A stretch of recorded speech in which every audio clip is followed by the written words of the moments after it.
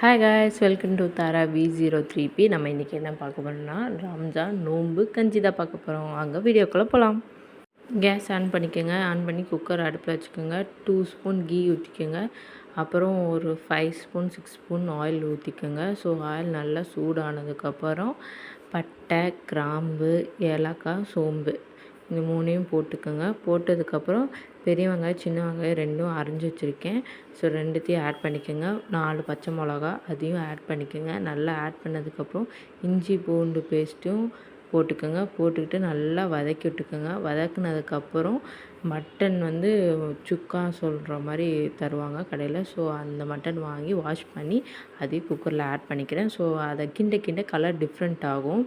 நல்லா டிஃப்ரெண்ட் ஆகி தெரியும் உங்களுக்கு வேகிற போது. ஸோ அது வெந்ததுக்கப்புறம் தக்காளி போட்டுக்கோங்க. தக்காளி போட்டு தேவையான அளவு உப்பு போட்டுக்கோங்க. தக்காளி நல்லா வதக்கிறதுக்காக கொஞ்ச நேரம் குக்கரை மூடி வச்சுங்க. அது தக்காளி நல்லா வந்துடும். வந்ததுக்கப்புறம் கொத்தமல்லி தழையும் புதினா தழையும் ஆட் பண்ணிக்கோங்க. ஆட் பண்ணதுக்கப்புறம் கொஞ்சம் 1 ஸ்பூன் கறி மசாலா பவுடரும் போட்டு ஆட் பண்ணிக்கோங்க. ஆட் பண்ணி நல்லா வதக்கி விட்டுக்கோங்க. அதுக்கப்புறம் எந்த கிண்ணத்தில் அரிசி எடுத்தீங்களோ ஸோ அந்த கிண்ணத்துலேயே 6 கிண்ணம் தண்ணி ஊற்றணும். ஸோ 6 கிண்ணம் தண்ணி ஊற்றிக்கோங்க. ஸோ 6 கிண்ணம் தண்ணி ஊற்றினதுக்கப்புறம் தேவையான அளவு உப்பு போட்டு தண்ணி நல்லா கொதிட்டும். அது வரைக்கும் வெயிட் பண்ணுங்கள். ஸோ அரிசி 1/2 அன் ஹவர் ஊற வச்சுருக்கேன். அதே மாதிரி பாசிப்பருப்பும் 1/2 அன் ஹவர் ஊற வச்சுருக்கேன்.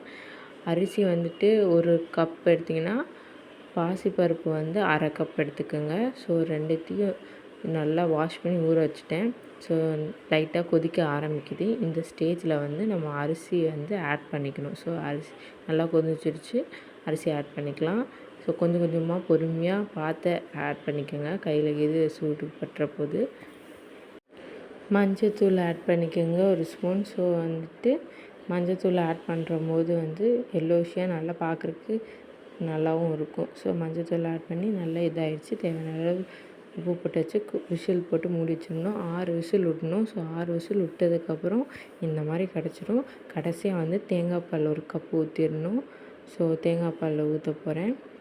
ஸோ பார்க்குறக்கே கலர்ஃபுல்லாக இருக்குது. இந்த தேங்காய் பால் ஊற்றி ஒரு கிண்டிடணும். ஸோ நல்லா கிண்டி விடுங்க. ஃபுல்லாக ஸ்ப்ரெட் ஆகிற மாதிரி கிண்டி விடுங்க. கடைசியாக இன்னும் கொஞ்சம் கொத்தமல்லி தழையை போட்டுக்கணும். போட்டுட்டு ஒரு கிண்டி விட்டால் சர்வ் பண்ணுறதுக்கு ரெடியாக இருக்கும். டேஸ்ட்டு வேறு லெவல், அமேசிங். கண்டிப்பாக அதை ட்ரை பண்ணுங்கள். உங்கள் வீட்லேயும் ட்ரை பண்ணிட்டு எப்படி இருந்துச்சுன்னு மறக்காமல் கமெண்ட்டில் சொல்லுங்கள். இந்த டிஷ் உங்களுக்கு ரொம்ப பிடிக்கும் நம்புகிறேன். இது என்னோடய நெய்பர்ஸ்க்கு என்னோடய சொந்தக்காரங்களுக்கு கொடுத்து விட்டாச்சு. ஸோ இந்த வீடியோ உங்களுக்கு பிடிச்சிருந்துச்சுன்னா மறக்காமல் சப்ஸ்கிரைப் பண்ணுங்கள், லைக் பண்ணுங்கள் அண்ட் மறக்காமல் செஞ்சு பார்த்துட்டு எப்படி இருக்குன்னு கமெண்ட்டில் சொல்லுங்கள். To advance happy Ramzan to all my friends. எல்லோரும் ஹாப்பியாக செலிப்ரேட் பண்ணுங்கள். தேங்க்யூ. பாய்.